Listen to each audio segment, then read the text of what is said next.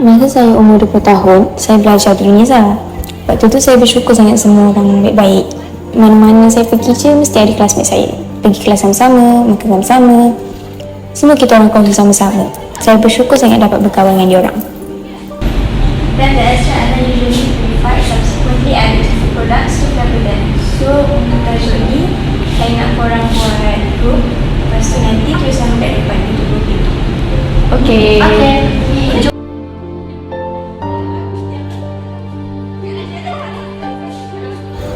Lepas tu, ada satu hari tu, kita orang kena buat satu group assignment dan kita orang perlu tulis nama dengan IC.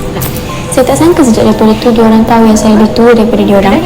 Dan saya tak pernah terfikir pada perbezaan umur dia dijadikan sebagai bahan buli.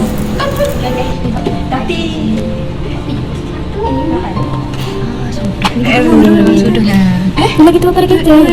Tengok ni Ani, 01 duk.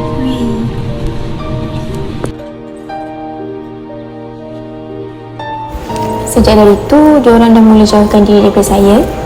Diorang dah tak nak duduk sekali dengan saya. Tiba-tiba waktu saya tengah tengok phone, saya ternampak kawan sekolah saya buat naik gambar saya, kutuk-kutuk saya kat status. Dia bagi tahu semua orang yang saya ni lebih tua daripada diorang.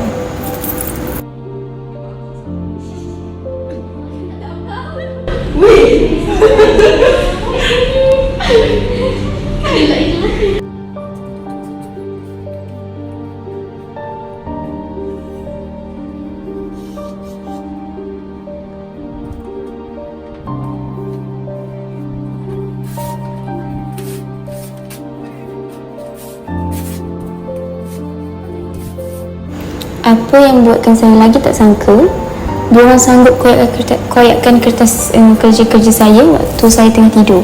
Saya tak pernah terfikir diorang sanggup buat seteruk ini dekat saya. Mulanya saya fikir diorang hanya sekadar bergurau sebab saya tahu diorang memang suka bergurau senda. Bagi saya, perbezaan umur dekat universiti itu satu benda yang biasa. Saya pelik dengan diorang sebab biasanya orang kena bully ni sebab mangsa tu lemah, sebab fizikal dia berbeza dengan orang lain. Tapi saya agak terkejut sebab saya dibuli hanya kerana faktor umur saya. Mula-mula saya ingat nak biarkan je diorang, tak nak kisah pasal diorang, apa yang diorang nak buat dan fikir tentang saya. Saya tak kisah pun naik bas sorang-sorang tanpa diorang.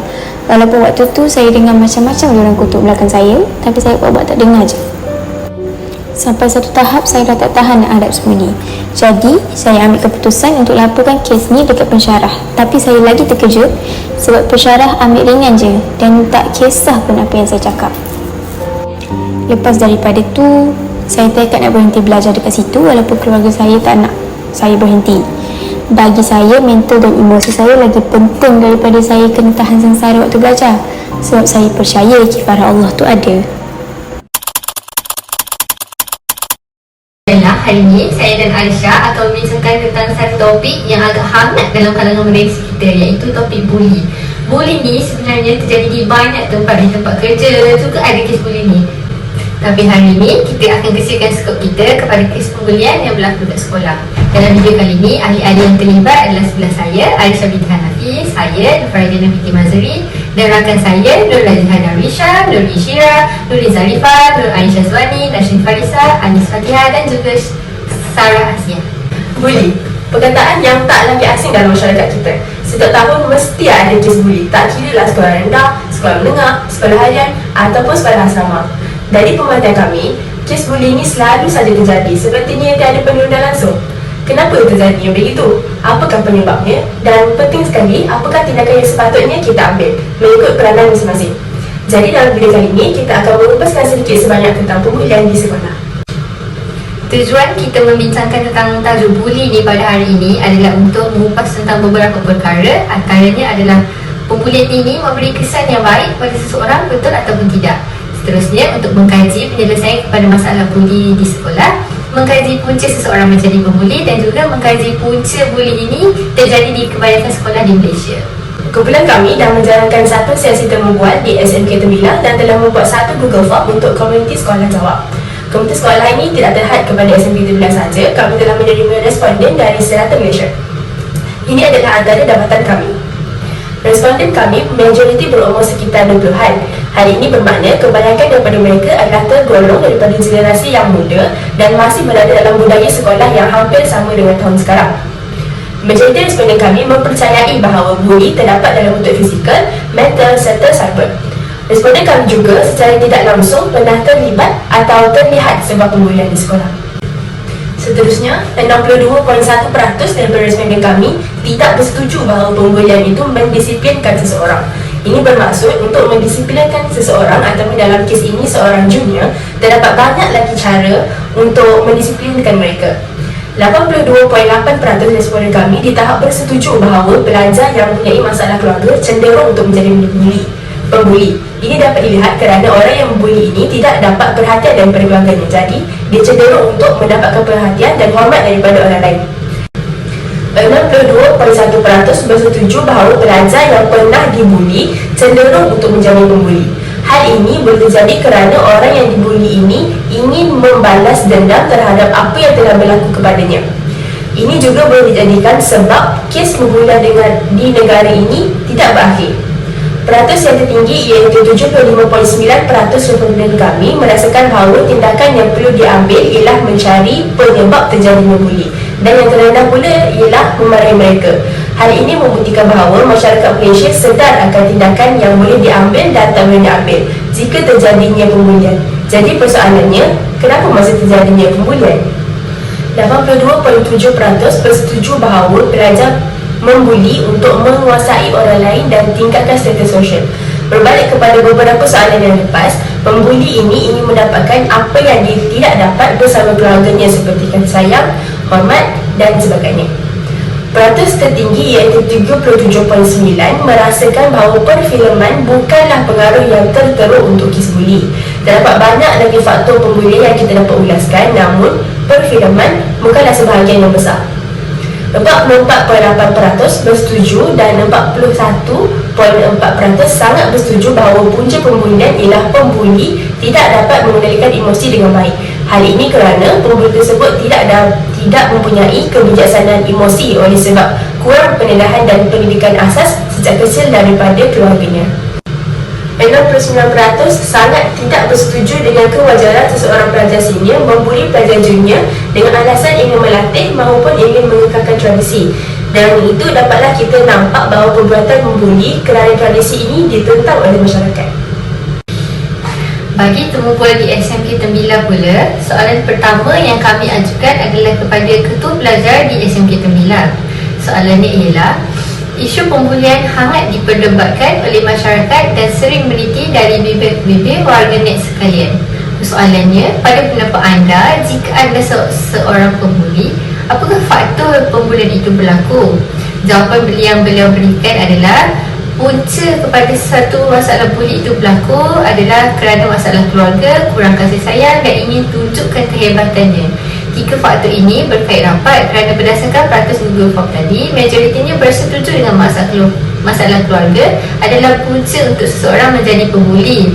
Keluarga memainkan peranan yang penting dalam membentuk akhlak seseorang. Selain itu, ketua pelajar tersebut berkata rakan-rakan yang pernah menjadi pembuli sangat cenderung untuk mempengaruhi orang lain untuk menjadi pembuli dengan alasan ingin bergurau sesama mereka. Akhir sekali, beliau juga berkata kurang didikan agama. Kurang didikan agama juga boleh dijadikan punca pembulian kerana individu tersebut kurang tahu tentang akhlak yang perlu dipraktikkan di dalam Islam. Soalan seterusnya ditujukan kepada Ustaz di SMK Tembilar. Menurut Mufti, isu pembulian ini bertentangan dengan agama dan nilai kemanusiaan dan tidak boleh diterima. Menurut pendapat anda sebagai seorang pendakwah, apakah syariat yang diajar dalam Islam untuk mendisiplinkan seseorang? Ustaz itu berkata, pertama, kita haruslah mempunyai banyak ilmu. Islam sangat mementingkan ilmu dan menitik beratkan seseorang itu supaya sentiasa mencari ilmu di dalam kehidupannya, kerana dengan ilmu, seseorang itu dapat mengenal baik dan buruk. Yang kedua, seseorang itu juga perlu Islam juga perlu tahu akan disiplin. Islam juga agak tegas dalam aspek disiplin. Kerana dengan disiplin, akhlak seseorang itu dapat dibentuk dengan sempurna. Contohnya dengan solat. Di samping kita mendirikan solat kerana kewajipan, kita juga dapat mendisiplinkan diri dengan bangun awal setiap hari untuk menunaikan solat subuh dan juga bersiap untuk menjalani kehidupan seharian.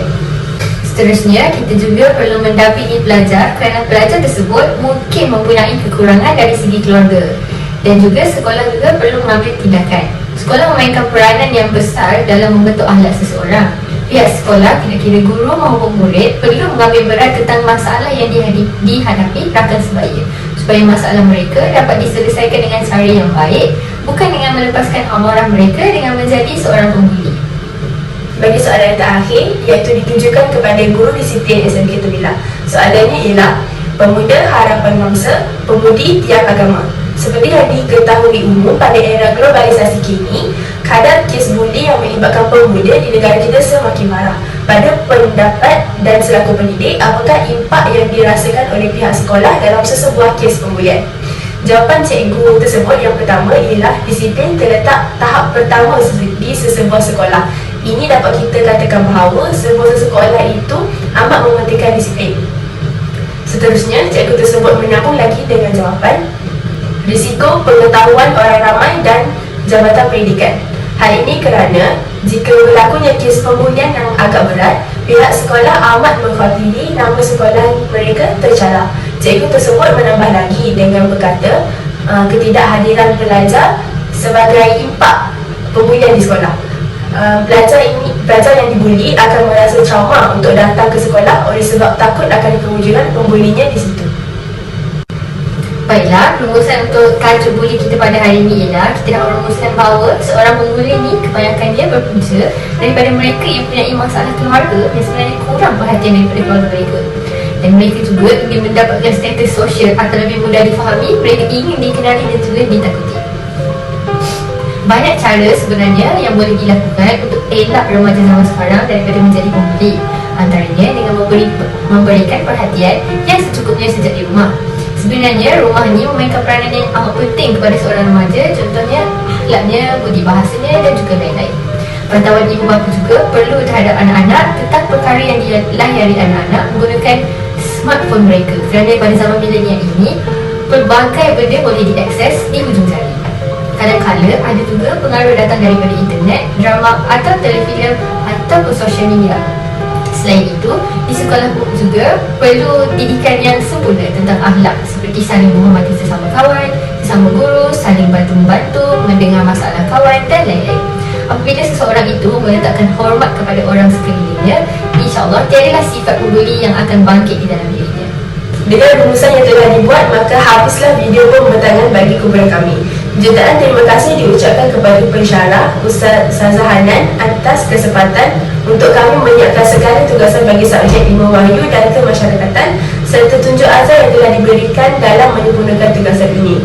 Tidak dilupakan juga warga SMK Tembilang dan komuniti sekolah yang terdekat kerana telah memberi kerjasama dengan menjadi responden bagi tajuk kami. Dan semestinya para ahli kumpulan yang telah berusaha sedaya upaya demi menjayakan tugasan. Saya akhiri dengan serangkap pantun. Letih berjalan di tengah pekan, singgah sebentar di warung Siti. Terima kasih kami ucapkan atas semua jasa dan bakti. Sekian, terima kasih.